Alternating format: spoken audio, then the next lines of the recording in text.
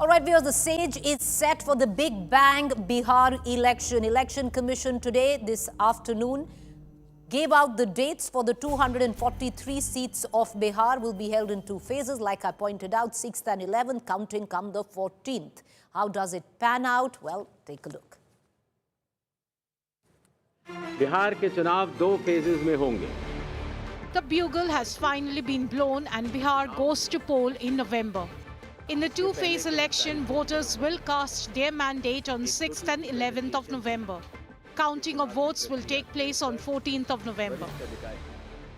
बिहार के चुनाव दो फेजेस में होंगे और डेट ऑफ पोल 6 नवंबर थर्सडे और दूसरा 11 नवंबर ट्यूसडे. काउंटिंग 14 नवंबर को होगी और पूरी चुनावी प्रक्रिया 16 नवंबर तक समाप्त कर ली जाएगी. Bihar elections are the first assembly polls since the Election Commission decided to conduct a special intensive revision of electoral rolls starting with the state itself on 24th June. This was a clear break from the past practice of the EC carrying out the usual annual or pre-election revisions of voter list. This time they opted to prepare the rolls afresh. Following the SIR, Bihar's electoral roll saw deletion of 68.5 lakh voters and an addition of 21.53 lakh, bringing the total number of registered electors to nearly 7.42 crore.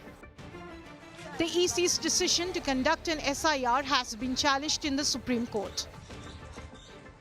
किसी का नाम अगर छूट गया हो तो वो nomination के 10 दिन पहले तक जुड़वा सकता है.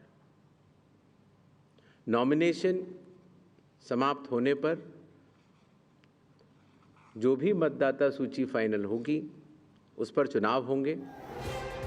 2025 Bihar Assembly election is going to be a direct fight between the ruling NDA led by Chief Minister Nitish Kumar and the opposition India Alliance of RJD led by Tejashwi Yadav and Congress. In 2020, the RJD had emerged as the single largest party with 75 seats, while the BJP and JDU together won 117 seats to form the government. The new entrant this time is Prashant Kishore's Jan Suraj. यह चुनाव लोकतंत्र की मजबूती की खूबसूरती होगी.